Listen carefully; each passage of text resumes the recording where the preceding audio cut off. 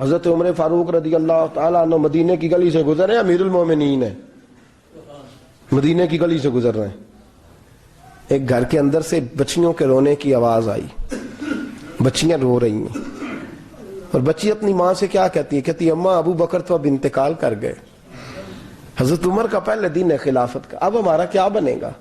ابو بکر تو وصال کر گئے۔ حضرت عمر فاروق رضی اللہ تعالیٰ عنہ نے رونے کی آواز سنی، دروازے پہ دستک دی، کہا بیٹو کیا بات ہے؟ تو بچیاں کہنے لگیں عمر ہمارے ابا جی ہماری 10-15 بکریاں ہیں، تو ہمارے والد صاحب ان کا دودھ دھو کے بیچا کرتے تھے، گزارا ہو جاتا تھا۔ جس دن ابا جی فوت ہوئے تو اس دن سے لے کر ابو بکر صدیق روز عصر کے بعد آیا کرتے تھے، ہماری بکریوں کا دودھ دھو کے دیتے تھے، کچھ ہم پیتی تھی، کچھ بیچ لیتی تھی، گزارا چلتا تھا۔ جس دن ابو بکر صدیق خلیفہ بنے تو ہم نے جا کے کہا ابو بکر اب کون دودھ دھوئے گا؟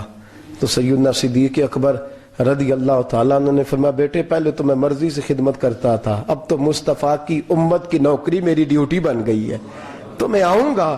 بچیاں رو رہی ہیں، حضرت عمر کو بتاتی ہیں، کہتی ہیں ابو بکر چلے گئے ہیں تو ہم پریشان ہیں، یتیم ہیں، لاوارث ہیں، بھائی کوئی نہیں، کون آئے گا، کون دیکھ بھال کرے گا؟ حضرت عمر فاروق گھٹنوں کے بل زمین پہ بیٹھ گئے، ان چھوٹی چھوٹی بچیوں کو سینے سے لگایا، فرمانے لگے میں ابو بکر کا کیا کروں، میرے لیے رستے بڑے مشکل کر گیا ہے، میں اس کے کس بادشاہ وقت ہو کے وہ غریبوں کے گھروں میں آ کے ان کی بکریوں کا دودھ بھی دوتا تھا، امیر المومنین ہو کے یہ رنگ بھی تھا۔ فرمایا بیٹیوں فکر نہ کرنا، جب تک عمر زندہ رہے گا، عمر آتا رہے گا، یہ نوکری کرتا رہے گا۔ کچھ دن بیتے تو حضرت عمر فاروق کو یاد آیا اوہو مدینے میں ایک بوڑھی اماں بھی رہتی ہے جس کا کوئی گھر کا کام کرنے والا نہیں، اور جس بی بی کا کوئی بال بچہ نہیں، اور آنکھوں سے بھی وہ نابینی ہے۔ حضرت ابو بکر صدیق رات کے سناٹے میں جایا کرتے تھے، اس کے گھر میں جھاڑو دیتے تھے، یہ بادشاہ ہے، اس کی فقیری کا رنگ دیکھو، اس کو کنویں سے پانی بھر کے لا کے دیتے تھے۔ اور یہ لفظ آپ سنیں گے تو حیران ہو جائیں گے، اس بوڑھی اماں کے لیے نا ایک کونے میں گھر میں دور بار شیر میں ایک جگہ کھود دی تھی جہاں وہ بی بی پخانہ اور پیشاب کرتی تھی۔ امیر المومنین حضرت ابو بکر صدیق رات کو جاتے تھے اور اس کا وہ پخانہ وہاں سے اٹھا کے باہر پھینک کے آیا کرتے تھے۔ اس عورت نے پیغام بھیجا کہ عمر سے کہو میری بھی ڈیوٹیاں تو نہیں سر انجام دینی ہیں۔ عمر فاروق ساری رات کام کرتے، سناٹا گہرا ہوتا تو جھاڑو دبایا ہے بغل میں، اور عمر فاروق نکلے ہوئے، اس بی بی کے گھر میں جھاڑو دیا جا رہا ہے۔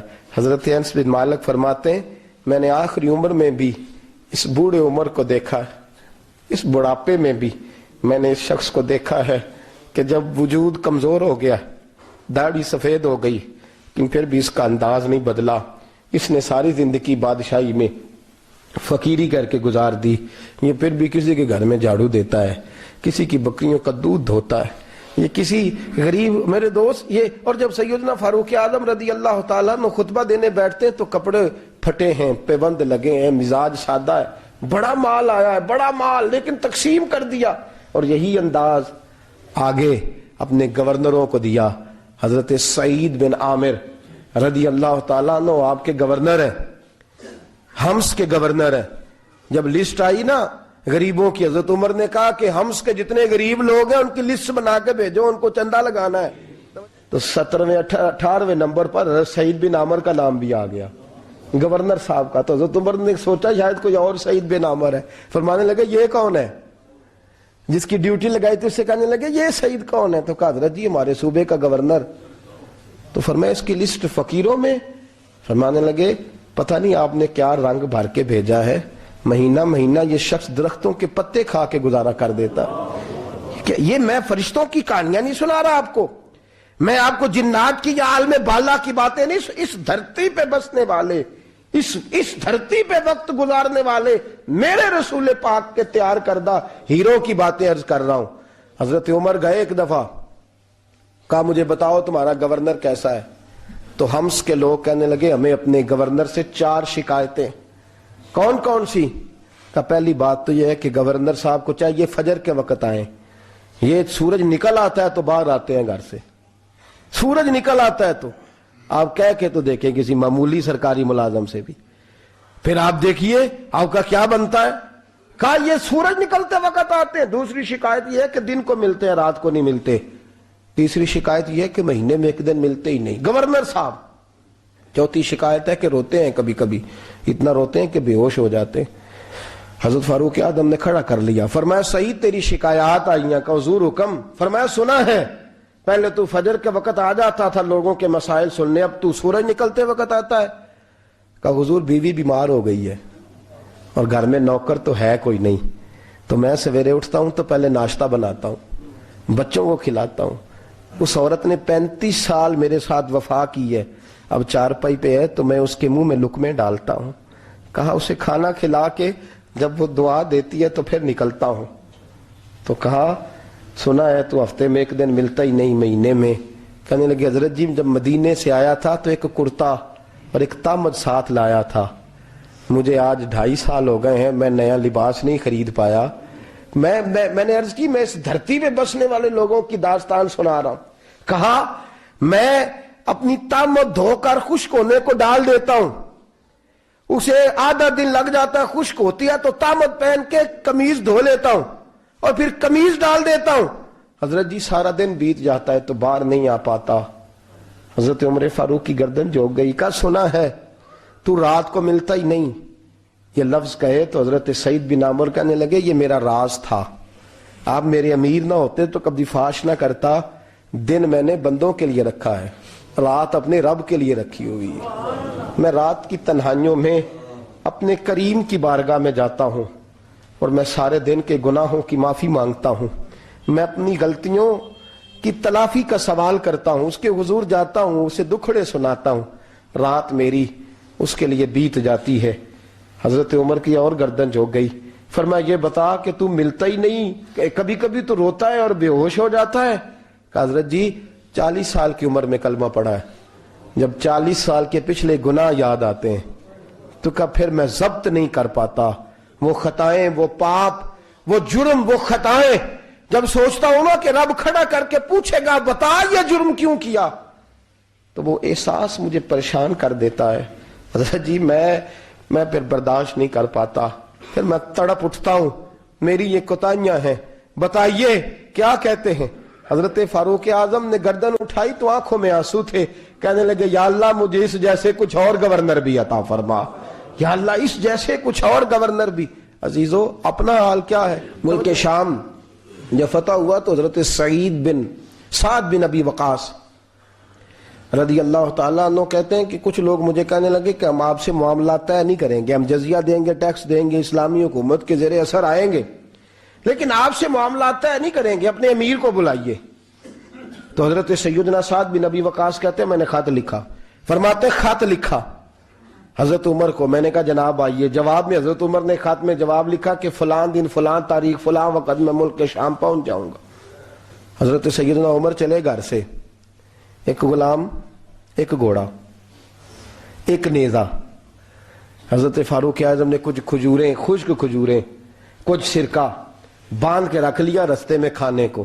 یہ بادشاہی میں فقیری ہو رہی ہے. لاکھوں مربع میل کا حکمران ہے, کروڑوں اور اربوں روپے پاس پڑے ہوئے, وہ ساری چیزیں رکھ لیں اور سیدنا عمر فاروق رضی اللہ تعالیٰ عنہ چلنے لگے.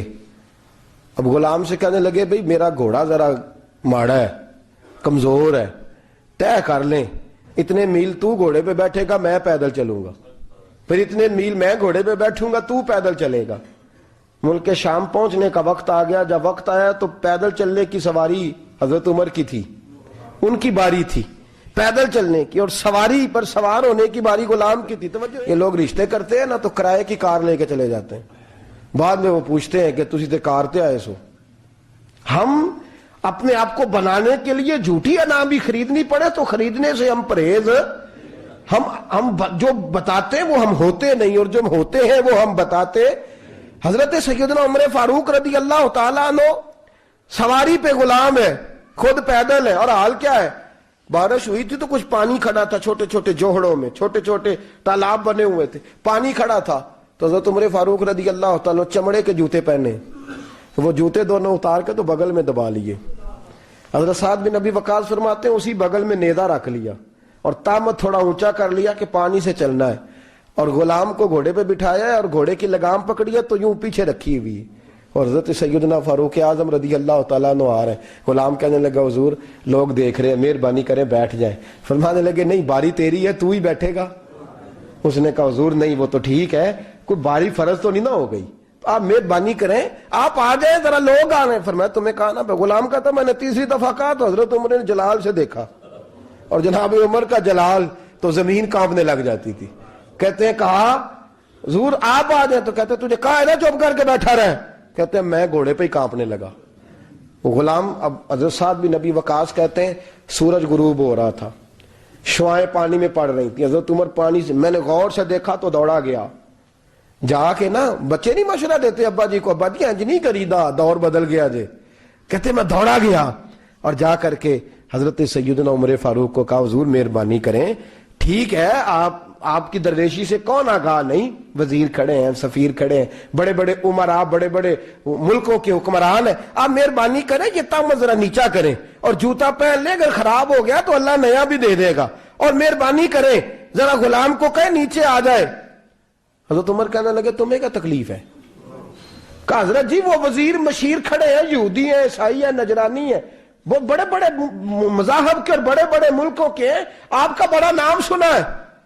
حضرت سیدنا سعد بن نبی وقاص فرماتے ہیں میرے ساتھ اتنا ترش رویہ حضرت عمر کا پہلے کبھی نہیں ہوا، کہتے ہیں ماتھے پہ شکن آیا اور کہنے لگے تجھے تیری مار ہوئے، ان 4 لوگوں کے لیے میں اپنے نبی کا طریقہ چھوڑ دوں، ان 4 دنیا داروں کے لیے نبی پاک کا طریقہ چھوڑ دوں۔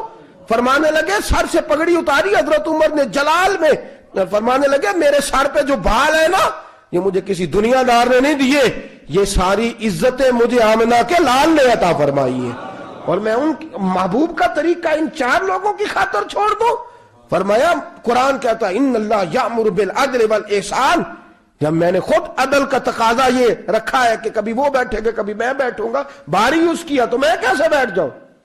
حضرت سعد بن نبی وقاص فرماتے ہیں اسی درویشی میں سلام اس پر کہ جس نے بادشاہی میں فقیری کی، کہتے ہیں اسی درویشی میں حضرت عمر پہنچے تو جو پہلے ڈرا کرتے تھے جب حضرت عمر آئے تو انہیں کامتے بھی دیکھا، روب اور بڑھ گیا، ان کے دلوں کے اندر حضرت عمر کا دبدبا اور بڑھ گیا، اور میرے کانوں میں کہنے لگے سعد پہلے سنا تھا لیکن دنیا سچی کہتی ہے، جو حال محمد اور محمد کے غلاموں کا ہے صلی اللہ علیہ، وہ دنیا میں دوسرا کوئی حاصل کر سکتا؟